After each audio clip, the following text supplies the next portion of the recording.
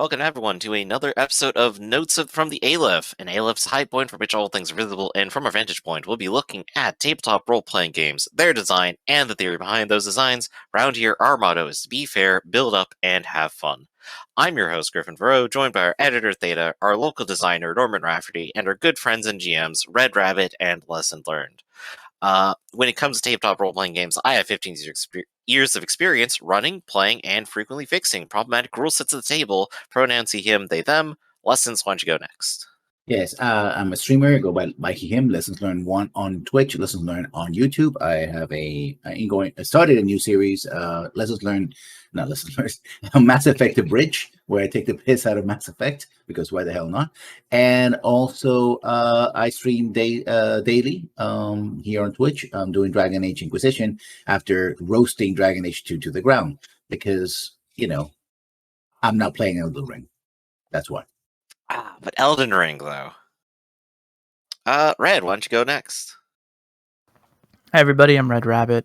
I am the game host for our Wednesday Ironclaw game. I have a page at startplaying.games, which you can check out. I consider myself a student of narrative design and of game design, and I have a belligerent cat, which I'm going to go take care of quickly, but please continue. All right. And while the cat's being taken care of, Rafferty, why don't you go? Hello, I'm Norman Rafferty. He, him. I work for Sanguine Games. You have to put those cats in their place and show them who's boss. Of course. If you're listening to this in the future, pretty soon I'm going to be at First Squared up in Wisconsin, so you can come by, say hi, ask me where Book of Quarrels is. By the way, Book of Quarrels is coming out really soon. Right. It's so close. There we go. So, on to today's topic, while Red's busy dealing with the cat. So, just about the only thing you guys really need to play a tabletop role-playing game is at least a little bit of imagination, and everyone's got at least a little bit of imagination, and they should feel free to come to play the game with the rest of us and show everyone else what they think of. However, sometimes we're not always as inviting as we should be when it comes to letting people play with us, so today we'll talk about one of the most fundamental parts of a role-playing game, which isn't frequently put into any text anywhere, and it's how to be social. And I know Rafferty has a bone to pick with this topic. Sure. Rafferty, why don't you go ahead and just unload on us to begin with? Okay, I'm sure people are going to come by with exceptions in the commentary, because I already know some exceptions to this. But I have big issues with the way a lot of RPGs are presented, which there's usually a lot of advice for the game master, but I've seen few, if any, games that have a mission statement that tell the players that they need to get along with each other and all work towards the goal because we're all here to have fun. Mm-hmm. And this is where we get kind of problematic because if I'm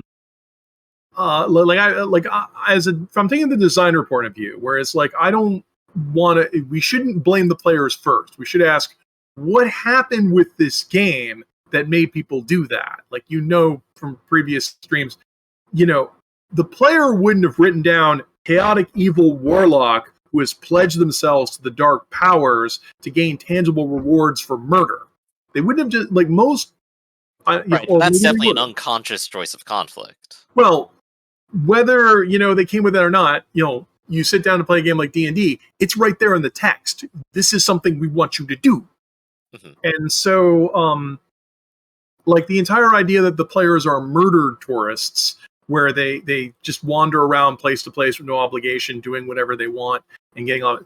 A lot of that's endorsed by the game, or like the vampire game, which is in several incarnations, most of which take the position that, no, you're fine.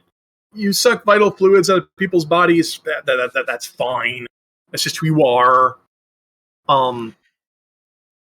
And so the idea that these might lead to aberrant behaviors, giving the players the ability to control their people's minds, or framing them as outside the social power structure, means the game's already framing you. I mean, like Shadowrun, that's the very definition. You're already framed as someone who is transgressive and a violator of social norms. So, I mean, I guess a lot of I really feel like the RPGs have really gone bottom basement, and that's what most of them think you are going to do. That's all you're ever going to do is just be some sort of craven malefactor who thinks of nothing but their own interests ahead of everyone else's. Right. So, The writing of it is definitely there and helps us out. I think there's also some things outside of the games themselves, the elitism of some people who will gatekeep the hobby in some way or intimidate other people into leaving consciously or unconsciously, which is probably something that is encompassed in this topic too, right? well, a little bit, because then there are the exceptions, which I mean, here I'm going to rank everybody's indie game. But then the exceptions I think that go too far, where they sort of remove all of this. Like Homeward is currently a darling of folks, which is the idea that the war is over and you're wandering home, and the rules state you can't do anything violent or we'll kick you out of the game. And on the one hand, I acknowledge this as okay, you're trying to get people to role play and try to do something else other than that. But I really feel like when you said gatekeeping, this kind of game is gatekeeping from the get-go, because it's just telling you, okay, if you are the kind of person who would do anything that would disrupt the game, don't play. And if you do disrupt the game, we'll just kick you out. And so that automatically means that a lot of people say, well, screw this, I'll go play D&D. Right, yeah. And I mean, I feel like part of it is definitely they have a theme there, right? You're coming back from a war, they want you doing that. But I mean, sometimes you might just get into a fight that's just part of a story, right? Well, a little bit. I guess the last thing I want to say on this is I had a huge problem playing the vampire game personally, because the vampire, like Shadowrun, is the masquerade. You're supposed to dwell among the humans, or law-abiding, and not reveal yourself or tip your hand. But then the rules are written in such a way that they give you these ridiculous powers, and then they give you this ridiculous impunity that you just can't get caught or something like that. And I feel like I'm getting off topic here because I'm talking more about realism, and the idea of the idea that fuck around and find out. If I do bad things, there'll be repercussions that haunt me. Therefore, as a player, I will avoid doing these things because I don't want the repercussions. And I feel like the infantilism comes in that last statement, where it's we don't trust the players to not do bad things. And then it just creates an opposite effect where the book, since there are no repercussions, do whatever you want. I think maybe this could probably be best served with an example here. We ragged a little bit on Vampire and some of its tendencies to produce this effect. So let's toss this at Red, our local resident vampire expert. Never mind the fact that I ran Vampire for a while, but you guys, I know that's why I'm just teasing here. But Red, what happens at your tables? What do you do when players in a vampire game are doing things and independently antagonizing each other as a part of the game? And how do you kind of create a better social order between just the people who are playing the game and making sure they have fun? What do you do in these situations? I'm pretty lucky because I tend to play with people that I love and respect, I guess. I mean, my vampire game is strangers. I play a lot of games that have been sourced from, the catacombs of the Roll20 looking for game servers or random various Discord servers.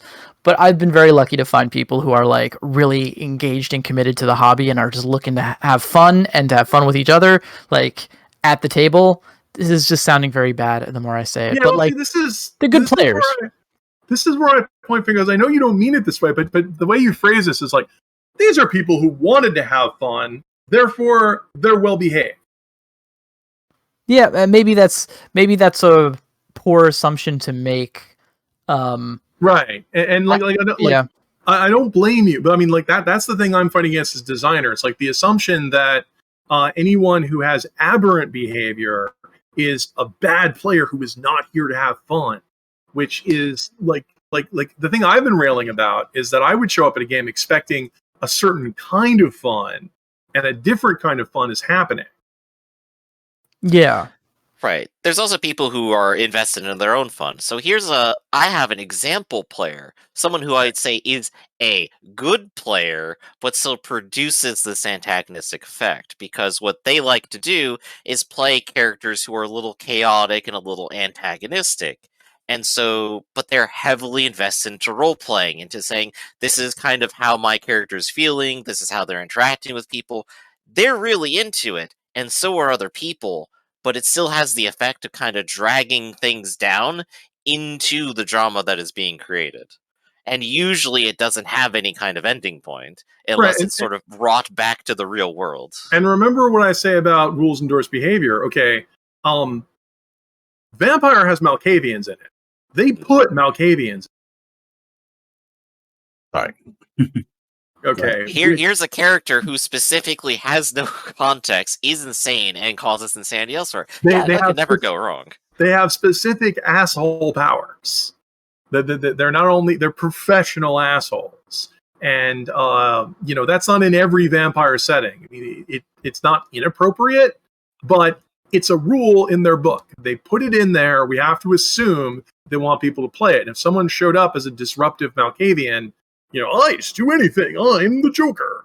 And does anything kind of crazy that they want to, they can point at the book and say, the book said I could do this, and I thought this sounded like fun. So out of the 13 plus clans I could pick from, that's the one I picked.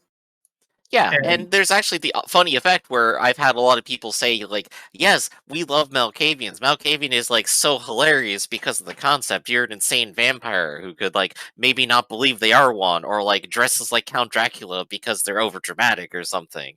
And it's where you can do all the goofy stuff. But then you bring that to the table, and people will immediately reverse decision and go, no, that will ruin my game. I mean, Right. yeah, we talked about this before, the idea of not only the rules enforce behavior, but also that the outer limits of any group are the boundaries that set up by the group.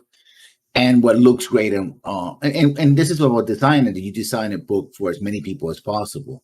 So you give them Malkavians because, like, somebody's gonna, it's a cool concept, so let's give them the cool concept.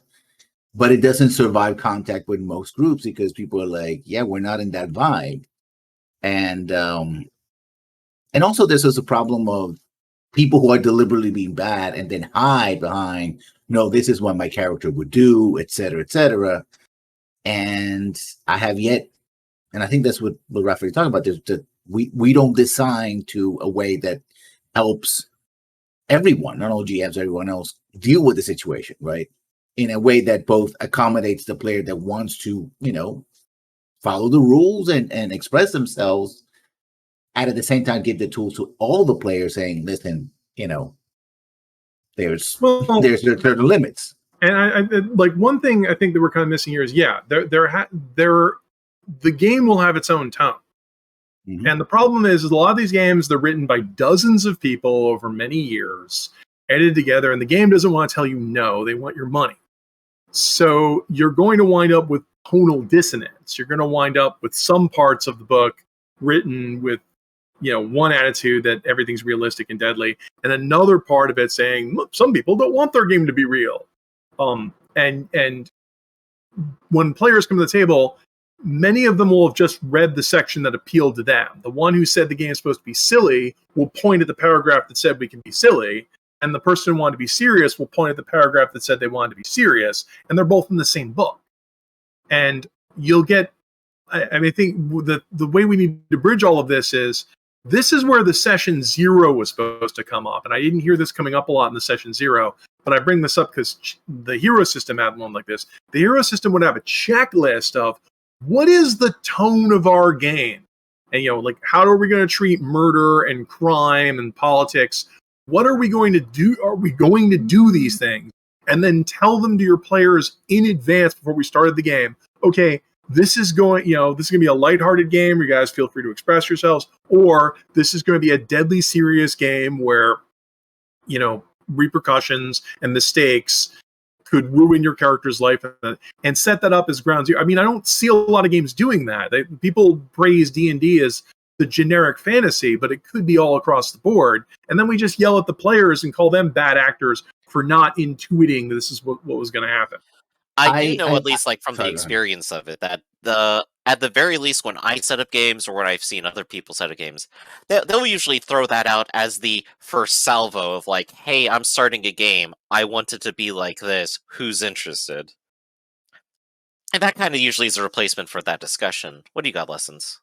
Well, I said that I actually wrote a list like that, but I wrote it because the game I'm working on is based on the fiction and the sci-fi of 1980s, and there's 20, 30, 40 years divide. There's attitudes that were very common when I was a kid. I'm showing my age, that today wouldn't fly, right? About violence, about nudity, about other things. And I said, listen, I have to at least address those things. Otherwise, people are going to be, they're going to, we're trying to play like, I don't know, you're playing in the 1980s, and then you walk into the first bar and it's a, bikini bar where, all the girls are only women wearing thongs. It's like, well, that's and everyone's smoking. Everyone's smoking. And it's like, well, that's authentic to the 1980s, right? But people might go like, well, maybe I don't want to play that way. Or maybe that's exactly what I want, right? It's a kind of thing that that I wrote into it, basically because of the I was trying to emulate the 1980s, but I also had to acknowledge that there would be differences. But I think it fits what Rafferty is saying, right? You have to have these discussions where it's like, do you want to be serious? Do you want to be tragedy, drama, comedy, a mix of all things, right? You want a lot of action? You want a lot of quiet time? What are your preferences? And I think that's a session 0, a session 0.5. It should be right there. Those are the questions, because I do have a problem with, and it's one of some reasons why designers don't do that. We just talk about it. If a GM comes to you and goes like, "Yeah, I want a very serious game about spies," and your take on spies is James Bond, Roger's more James Bond, 1970s. You're gonna like, well, that's not what I think about spies. I think I can relate an example to that is you might tell people we're going to run D&D, and someone showed up and said, I heard we were playing D&D, and then you say, yeah, we're all spies. And this player who showed up with a positive attitude because they like to play D&D and they wanted to play it, D&D as spy may never have occurred to them, and it's not what attracted them to the game in the first place. And so, now you can just tell this player, well, you can just leave, because, like that would be rude to just tell them, sorry, this game isn't going to be what you like. Don't show up. I mean, you'd have to say that to their face, which is social awkwardness. Yeah, popping a big thematic surprise on someone like that is like the essence of like, right, doing it wrong here, right? Right, and this may not have been, and also words don't mean the same thing to everyone. Because when you say James Bond, are you talking about the Daniel Craig era or the Roger Moore era? Because there's a freaking difference. And because they're not consistent across all the different interpretations of Bond. And so someone might have shown up with a different interpretation. Like, I've had this problem with Star Wars role-playing games because there are Timothy Zahn fans out there, guys. And so you might not discover until you're midway through the game that the two of you weren't communicating. And that's why I think it's important to have frequent debriefs. Like the session 0 can help, but my issue with the session 0 was you have to communicate, because it's too easy to say words like spy or superhero or fantasy and not communicate not be on the same page. This is definitely like a favorite phrase of ours here. You have to communicate with the people you're talking to. You have to be social and engage them somehow. Repeatedly. You don't just do it once and then you never do it again. Yeah. Oh, that's what I said before. That session 0 is not the end of the conversation. It's the beginning of the conversation, right? It's sort of the next phase, right? Where it's like, did you set the parameters, and then you keep on talking, because your game can mod, right? You can, you're a new GM and you thought that your interpretation of the game was one way, but when you sit at the table and you start with the players, they like other things, and you might or may not love those things, and then you have to shift, right? So if you're, for example, from a design perspective, you always have to come out with the idea of, this is the first RPG that this player is going to play. And this is the first RPG that the first time you're going to GM, which is kind of true for most people in a way, but not really. And we talked about that in a past episode where we had the two paragraphs: the paragraph for the total beginner and the paragraph for the expert. If you know what dice is, skip to page 3. If you don't know what dice is, these are the first 3 pages that explain to you what dice are and stuff like that. Well, you and I don't think experience is necessarily a barometer for that, because you can have somebody who has had 20 or 30 years of gaming experience show up at your table and still not understand or have a radically different interpretation. Like I don't want to make too much trouble about, but I guess I will, because that's why I'm here. Like Blades in the Dark surprised me, because I thought Blades in the Dark was going to be a crime game about urban criminals. And the way the game is written and presented, it's a lot more like some sort of urban fantasy where you build your own organization, but the laws of the world and the mechanics and the politics of the world aren't very well realized. And so I started, as I played it, I started to discover that I thought I was coming here for a crime game, and what I got instead was a sort of rapid fire dungeon fantasy game. And I was still a veteran, and nothing in the press release materials prepared me for that, because Blades in the Dark sells itself, as you're all like, skulking in the shadows, committing crime. Mm-hmm. So, like, what's our thesis statement again? Because I feel like I'm getting off topic. To bring it back, the thesis is how to make people feel welcome at the table, and a lot of this tangent has been like making sure that people understand what the game is in the first place. Right. But maybe we should like go back towards like Well, how to actually engage people. Well, no, because the issue I would like, okay, so there's a meta issue I always have, which is a good GM can make any game fun, which is a mantra everyone repeats forever. And the problem is that's all great until we define what good is, which we don't. Good doesn't mean the same thing to everyone. Like, from one perspective, a good GM is someone who can roll with any changes the players want and make the players happy. To just whatever, if the players want to murder and go on killing sprees and be silly, great game. Everyone will talk about how hilarious it was. Mm-hmm. But there might also be some of you already mentioned the GM's the player too. A good GM is also someone who could change other or mold players' expectations and give them buy-in to something they normally wouldn't do. Like, I know you're here to be silly or be a murderer, but wouldn't it be more interesting if you had to act under these constraints, if you were worried about getting caught or the law dealing with you?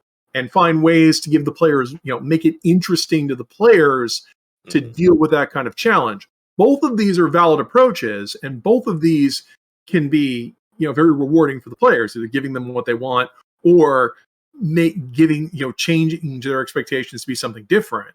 Both of those are good, but when people say a good GM can make a game fun, I have a feeling they're not talking about that kind of stuff. I'm often getting from people just saying like, well, if you went to the game and you as a player didn't have fun, that must have been your fault. Either you should have been going along with what everyone else wanted, and thus, having a good game, or when the GM told you the game was different than what you had expected, you should have just collapsed like a house of cards and just agreed to whatever the GM wanted, even if it was something terrible.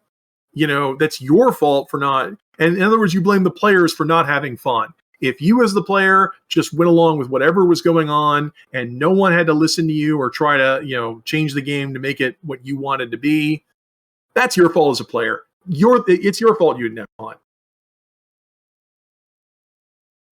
Or just very quickly, or the opposite. If the game master came by and players showed up and the GM couldn't figure out what they wanted or give them any buy-in, it's all the GM's fault. It's never the game's fault. The game had Malkavians and chaotic evil warlocks in it and other elements that might disrupt serious or certain kinds of play.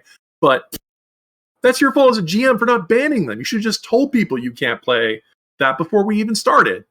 And there's definitely like a pattern to like all of these theoretical complaints here, right? A lot of them does stem from like the GM is the one in charge and has the authority, so it's either their fault or your fault for not being a part of that authority, which, the GM is also here playing the game and trying to have fun ostensibly. I mean, when you guys run games, you're doing it because like you love working hard and being miserable, right? Yeah, it's a self-destructive thing. Theoretically, the Yeah. person running the game there is also trying to have fun. Putting everything on or around them alone, even if they are a primary creator of the experience, is maybe a Well, little toxic. I'm trying. I mean, this always feels to me like a minority viewpoint.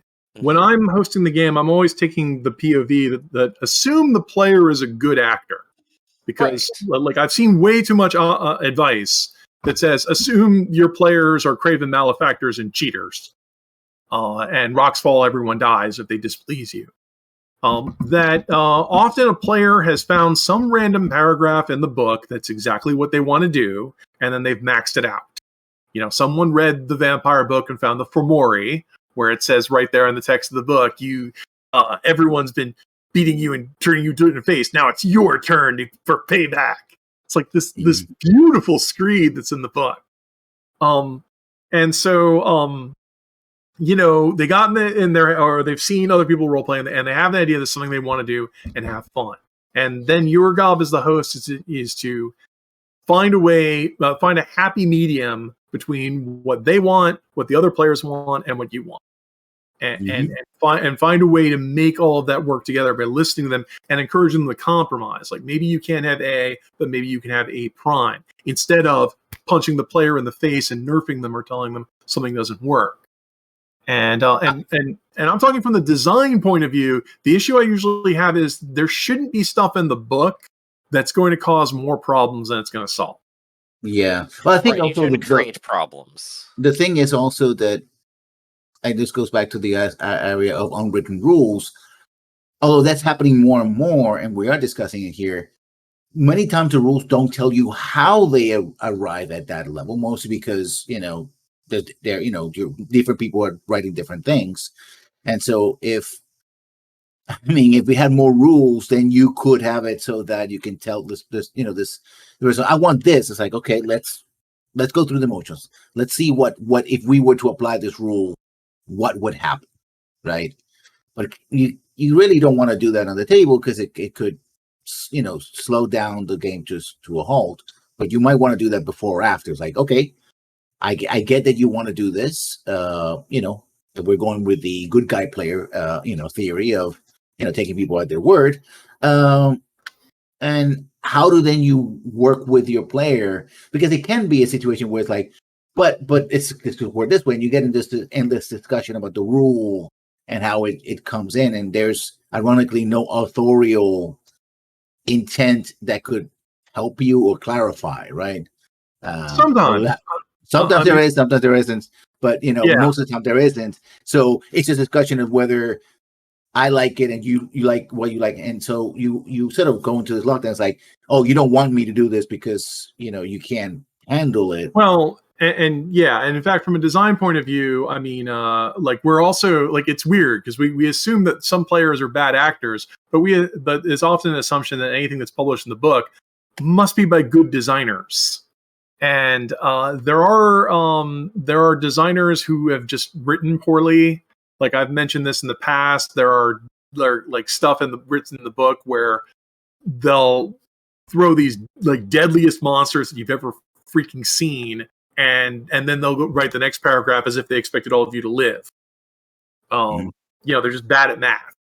Or like I am also guilty of this. I wrote an adventure where I assumed you were 6 skill crazy optimized maniacs when actually you might be 4 soft diplomacy type people. So need to scale this down. Or there might just be rules that are just bad at math. Like I've seen a lot of games where they wrote a rule and it sounded good, but if you actually play with the rule, you will quickly break the game. And that can be a huge tonal problem in the game. I guess the big one I would point out was Millennium's End, which was supposed to be a kind of gritty Tom Clancy type, espionage type game. But the problem there's your first problem. well, there's the key problem with the game was they gave us so many skill points that all of us in the party had maxed out our marksmanship. Like we all had guns, and the way the rules worked, we could just do headshots. I had like an 80% chance of doing a headshot, and I wasn't even, at 50 paces, and I wasn't with a pistol, and I wasn't even the best shot in the party. And the GM was getting upset with us, and I pointed out, it's like, I had hundreds of points to spend. And after I bought all the skills I wanted, I had so many points left over, I had no choice. Yeah. I mean, like go hard or go home. I still, you can't, I'm not a Minimaxer. I still bought all this other stuff. I'm just this good at it. And it was just the way the rules were set up. That was a recurring problem I would have with World of Darkness, where World of Darkness guns do not do enough damage. They fixed that in Chronicles of Darkness, but in World of Darkness, they just didn't do it. And you, as a good GM, you can try to roll with that and try to do things. But that kind of gets into another thing of like, what are the rules for? Like, I'm always interpreting that the rules are to define what the world is. What the fuck is a vampire? I'm watching Bram Stoker's Dracula movie, and Dracula's wandering just fine through sunbeams. Why are you telling me sun kills vampires? At the very least, the vampire books tend to have like an entire third of the front load of the book, just like, this is what you are. Right, but here are inspirations. But what does it mean to have super senses? Here are the rules. What does it mean to be strong? How strong is a vampire? Can they lift a car? Here are rules for that. Mm-hmm. And so they've defined that the vampires in Vampire the Masquerade work like this. They're not the True Bloods. They're not What We Do in the Shadows. They're not Bram Stoker. They're this.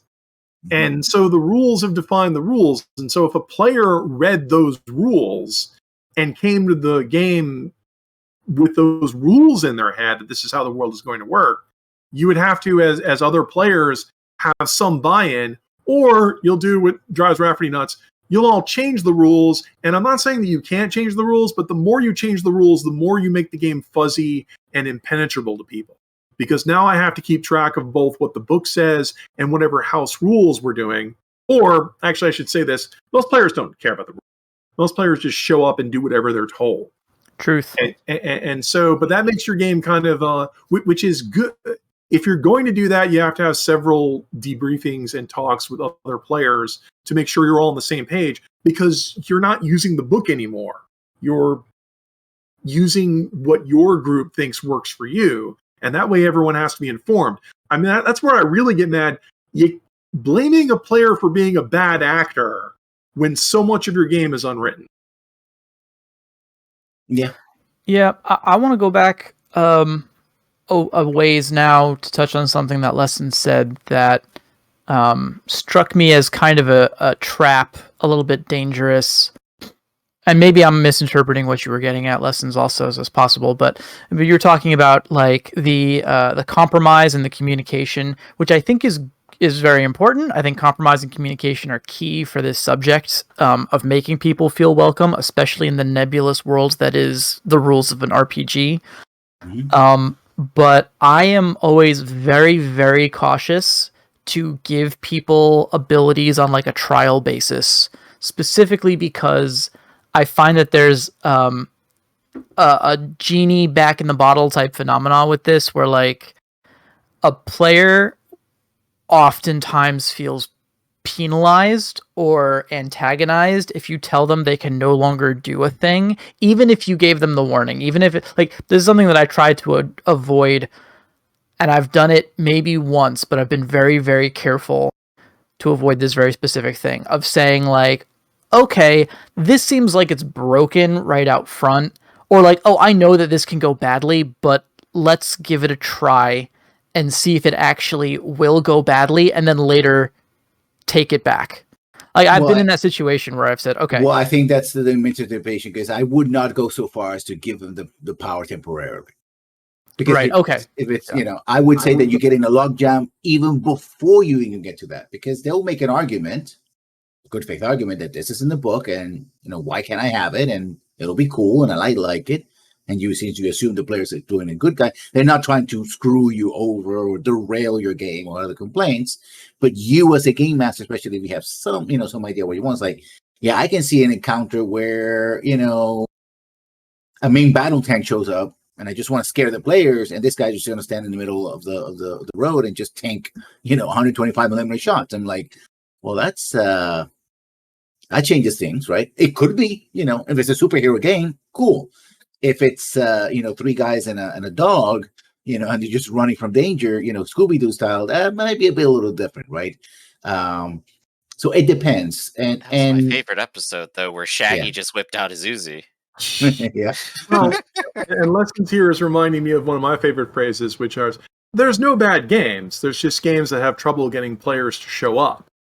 And like, this isn't to be mean to Lesson, but the way he's phrasing it of saying, like, Red would hate to let a player have an ability and then find out it's game imbalancing and take it away, because that's socially awkward at best. And Lessons is saying, well, if I saw something that I thought was going to be bad, I would just ban it outright.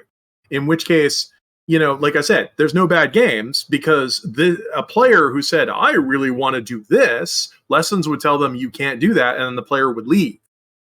And well, and from a designer perspective, like, I think that's horrible. There shouldn't be there shouldn't be anything in the book they don't expect players to be doing. And some people will look at me saying, no game designer could write a game that actually has stuff you want to do in it.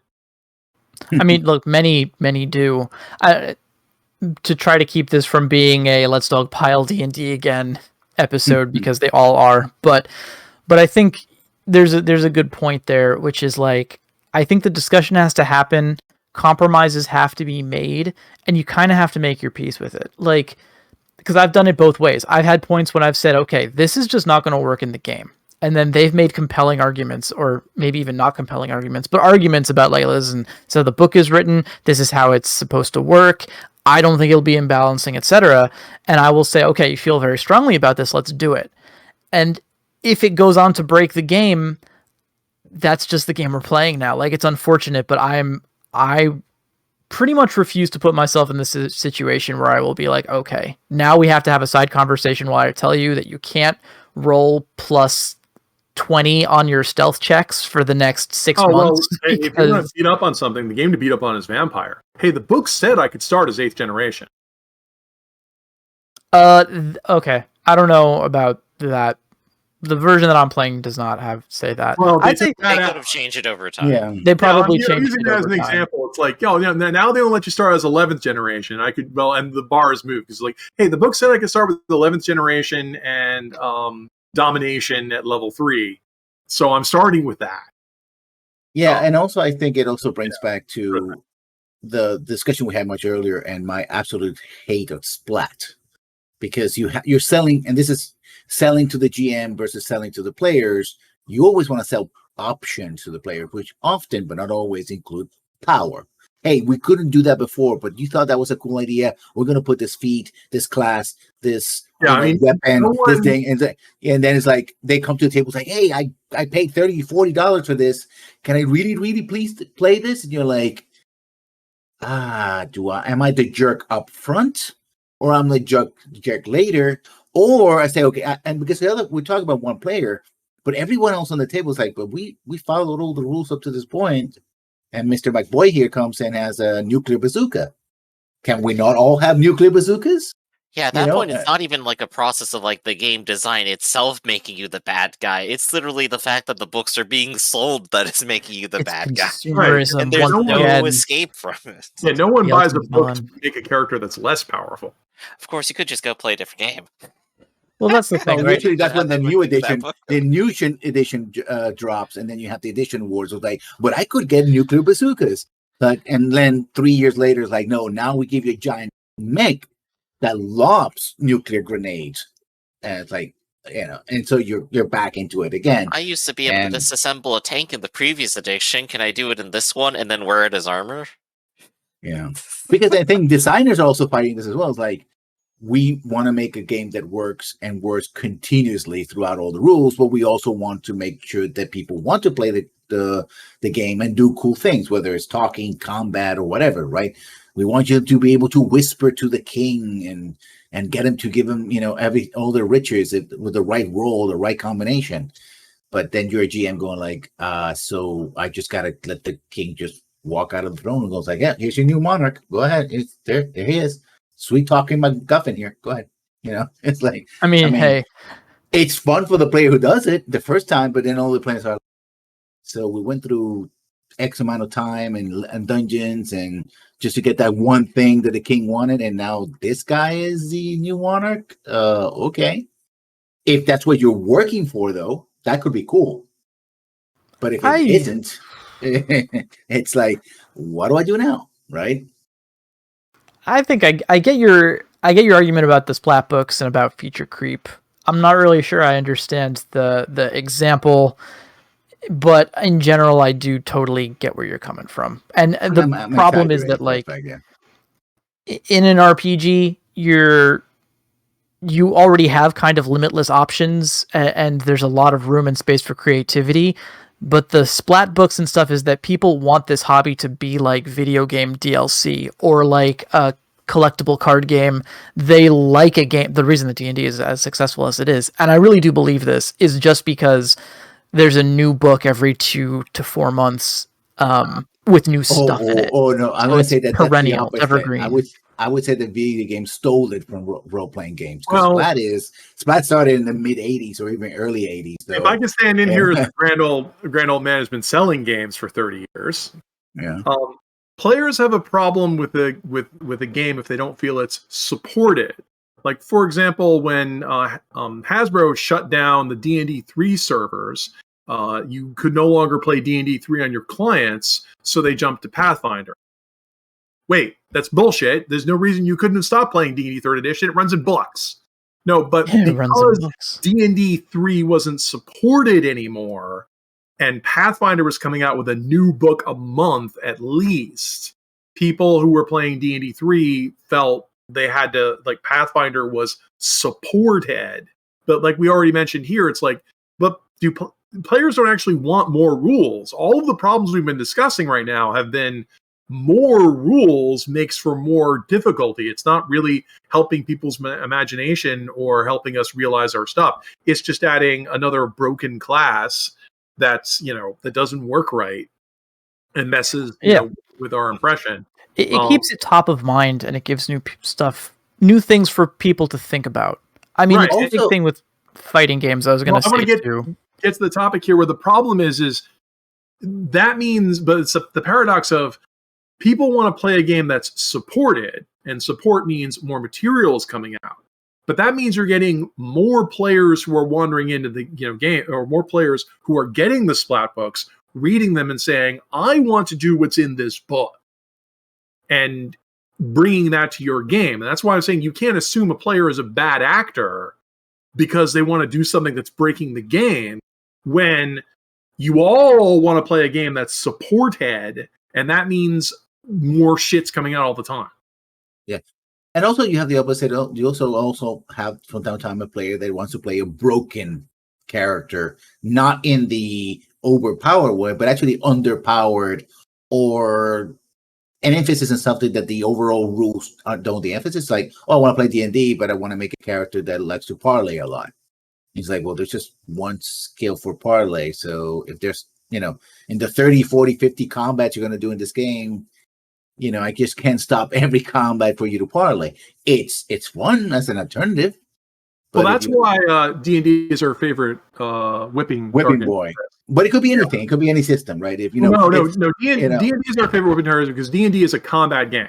I mean, most of the book is devoted to combat. Every character class is described in terms of their combat abilities first, and then stuff like background and stuff like that is secondary. Let's shift to another game, like say a game that uses giant robots, and you say, "No, I want to make a ninja. I want to make a ninja." Right. Well, in but that game, right? I'm pointing to D&D as opposed to Vampire here because, like in D&D, there's going to be some expectation of combat, no matter what you're doing in the game. Eventually, you'll get to some sort of combat situation, and while you can make D&D do other things, we were talking before the podcast started about using the D20 system to make other stuff. There's not the core D20 system of roll a 20-sided die, add a bonus, and beat a target. And as you level up, your bonuses get better. All of that could be for any kind of game. They're making like a freaking Doctor Who game out of it right now. But as soon as you start saying, okay, well, you'll get your saving throws will go up and your hit points will go up, and you start defining those combat stats as related to your level, you've turned the game into a combat game. And so that kind of gets into the issue of like there will be people who show up at your D&D game who want to do other things than combat. I've been one of those people. But as we said earlier when we said about tone, is the game about not being realistic and just having fun and doing whatever you want? In which case, serious stuff like diplomacy and that kind of stuff doesn't matter. And is your game about being serious where, you know, we have to appease different parties? We're doing Game of Thrones things where certain politics could cause people to get hurt or something like that. That won't work if your game is silly, and especially won't work if you can solve all of your problems with combat. Because as we mentioned in the fighter discussion we had earlier, like I felt bad. I was ruining a Starfinder game because I was solving everything by beating everyone up. Because I would just look at my character numbers and say, the only thing I can do is beat them up. I'm just going to beat them up and make them give me what I want. And I felt bad, and I just felt bad and had to stop because it was like, it's all I'm ever doing, and that's not even what I want to do, and the game won't even let me do other things. But I guess getting this back to, you know, the kind of buy-in was, I'm talking about the design here. Mm-hmm. The design has to be flexible enough, and then the play, the scenarios that we're presenting have to be flexible enough to reward what the players want to do. If I build a stealthy or parley character, but I'm not sneaking or parleying, then I'm not playing a sneaking or parleying character. It's that existential approach of when I have to do these things to be this kind of character, not just have these numbers. Also, I think we talk about, and I think from the design perspective, sorry, Brad, I interrupted you. No, I was going to, keep going. Sorry. You know, we talk about players leaving the table, and that's a complete failure. Maybe we also design to be welcoming to new players. Like sometimes the player really walks away from us sincerely, like they realize this guys, you're great, I love you, but I'm not having fun, and I should have the space to walk away. And does the game actually allow then someone else to come in, like, or does it feel like once somebody leaves, doesn't get kicked out, somebody leaves voluntarily, in good graces, being a good person all throughout? Does the design actually allow you to absorb another player, right, and help you with that transition as well, or is that something beyond the rules? Well, my complaint about that is, I want to take the position that yes, you will have bad actors, but I want to take the position of why did the player leave? If the player left because they weren't satisfied with the game, then what is it? And like I'm usually talking here about, I'm angry at the designers. Like if someone showed up and they really wanted to build that solid brick who had so many hit points, they could take on any struggle, and the splat books and the rules said they could do it, and they showed up at the game and the game master nerfed them for doing it. What really is bizarre to me is that people will say, well, they just didn't get along. The game host could have been more flexible than the player. But the rules are blameless creature in this. Despite the fact that everything I described in this scenario, that player wouldn't have shown up with those numbers if they weren't given a rule book that said they could do it. Even worse, the rules aren't merely blameless. They are, in fact, the guiding light of which all this conversation should focus around, and completely unquestioned. Right. And so, I'm taking the position of this was a failure of the rules because the players had a disagreement over how to play the game. And the weird part about all this in the tabletop game is they are both correct. The player was correct in that this is how the rules worked, and the GM was correct in that, well, I can do whatever I want because, we're supposed to mix and match and choose what we do and don't. And they couldn't come to a consensus. And you would think a game that people couldn't have fun playing together would be a bad game. I'm not saying that sometimes groups are toxic about that, but sometimes there are fundamental problems with the game. Lessons already expressed, which we agreed with, that or feature creep, as Red described it. these game, the designers have a responsibility to not make the game so huge and impenetrable and self-contradicting that it becomes incoherent. Mhm. Contradictory is We can't be telling our players we can't tell the players you need to be good and respect each other, and then write rules that do not respect the players. I do want to jump in quickly though, because as something that we usually come to in a conclusion on these things is that like rules need to be designed better, and it is a design podcast, so I totally understand that. But I think it's not fair to also discount like the human element here and talk about how we define bad actors, even if we're not blaming people. Like you said earlier, everybody's coming to this game to have fun, and maybe they're not understanding, they're not all on the same page about what that means. That is a failure of rules to some degree, but I can also speak to players who will act a certain way because I've been this guy before, and I think this is what Lessons was bringing up earlier, is this: some people come to the game and they see, okay, this is a game that's all about combat, let's say, or that's all about espionage, and everyone's building a character for that, and I have to be different, so I'm going to make my character who is a negotiator in a combat game, or a ninja in a game about robot future soldiers, or they want to play against types so much that they try to bring a character or a gameplay to a game that doesn't support it, mechanically. And I think we did agree before that games, their mechanics lend to certain styles of gameplay, right? I do have, I think, a theory about that particular thing of like trying to play aggressively against type, and I'm going to call it boredom. Yeah, that's because I've been there, and that's exactly why I do it. I'm so bored. I go completely against type. Maybe you're playing with your friends, they're all excited about this game that you have no interest in whatsoever, so you try to do something different that will make you interested in the premise of that game, and that is a mistake. Well, I have been in multiple Star Wars games doing that. Star Wars, yes. Oh my god. I'm going to upset the apple cart by saying that almost every role-playing game I can find something in there that where someone can build a disruptive character, and the book totally endorsed it. Like, let's open our favorite D&D. The barbarian section opens with 2 pages of describing gratuitous brutality. Like a little vignette of how great it is to beat everything up. So if I showed up as a barbarian who liked to beat everything up, 2 pages of a 250-page book was devoted to that. That's true. I mean, I would argue that the core DNA of D&D is a game about beating things up, and it's public perception that is a little bit skewed on what they think that game should be. Let's move to a different game. If I showed up at your vampire game, I can quote the Malkavian clan description. You're supposed to be disruptive. You're supposed to challenge thought patterns and jam the culture. That's what their empire is devoted to. So if I showed up as a Malkavian at your game, that's what I'm supposed to be doing. Come on, Raph. I've played with Malkavians, okay, man? And the thing is that the game, I expect that because it's in the rules, and the players expect that because it's in the rules. Once again, D&D. There are games where players either have a weird, skewed perspective on what they think the game should be versus what the rules tell you it should be.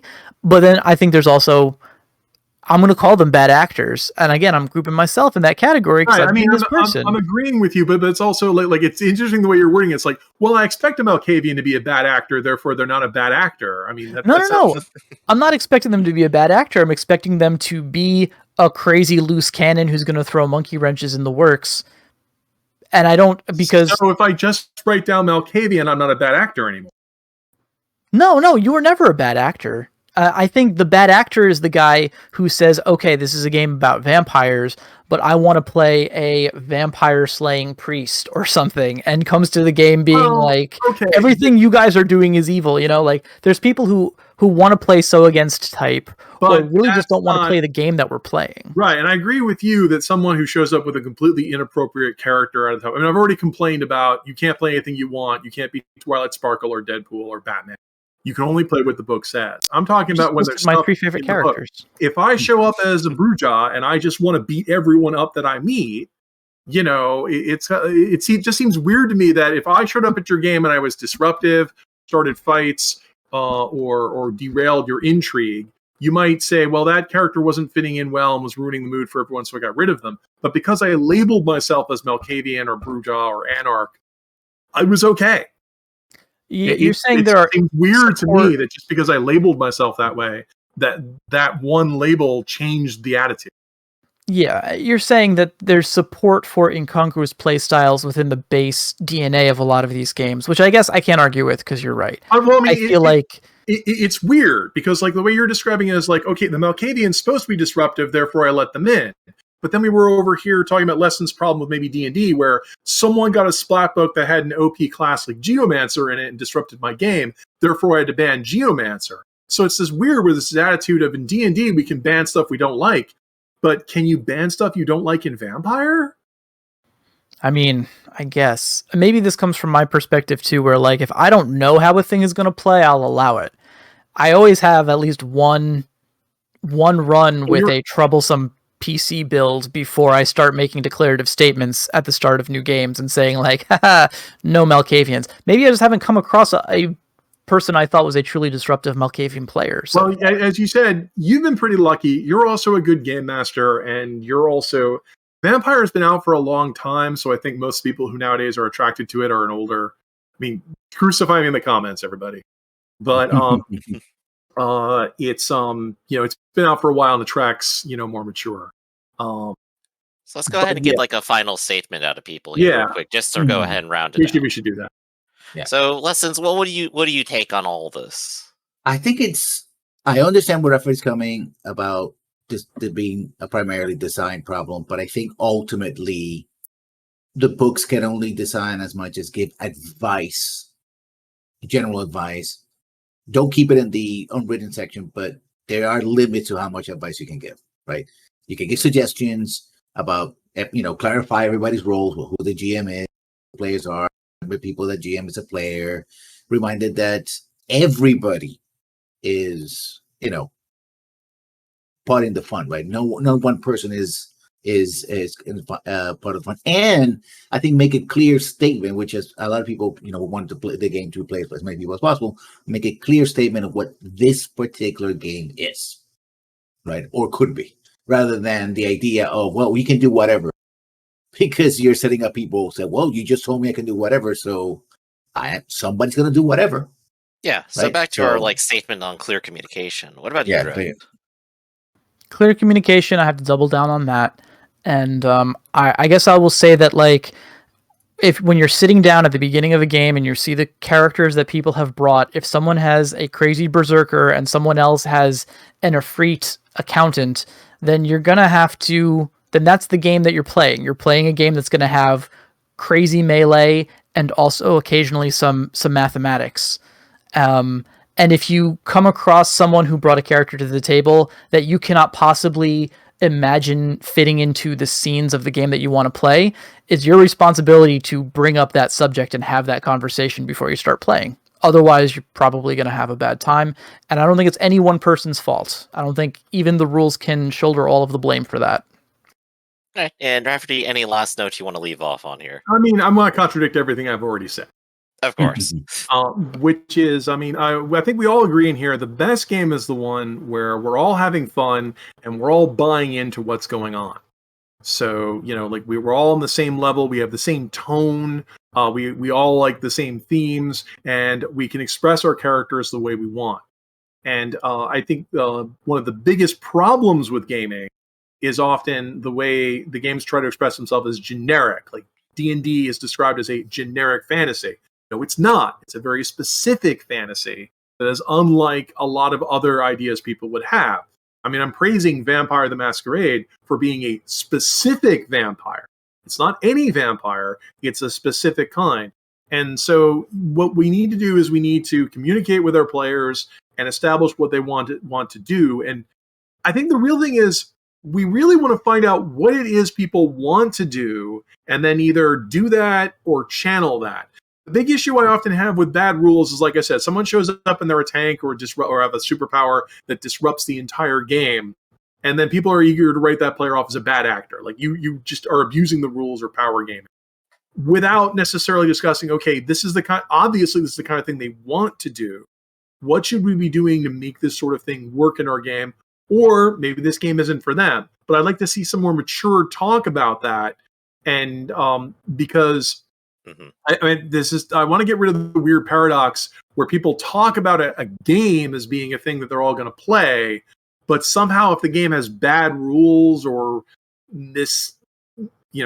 confusing statements or misguided or lack of purpose, that's sort of an excuse. The game is still good. It's the player's bad. I don't know. No bad players, only bad games. Grr. Yeah, there you go. So that's going to be it for today's Notes from the Aleph. We stream episodes bi-weekly Fridays at 2 p.m. Eastern. You can come join us live on Twitch, twitch.tv/Fractus. We also stream and record weekly tabletop games on the same channel, and you can come join us when we start at 10 a.m., 2 p.m., and 6 p.m. Eastern Standard Times on Sundays and Wednesdays. Norman Rafferty here is a partner and writer for Sanguine Games. Check out sanguinegames.com, join us on the Reddit and Twitter, and look forward to the upcoming Book of Quarrels Ironclaw expansion book. Don't forget to check out RedRabbit and book him for a game over on startplaying.games as RedRabbit. And of course, be sure to check out Lessons Learned at Lessons Learned 1 on Twitch and YouTube. Check out all of his wonderful stuff on Amazon as well. And of course, be sure to come back and like, comment, subscribe, and come see us all again. Until next time, everybody.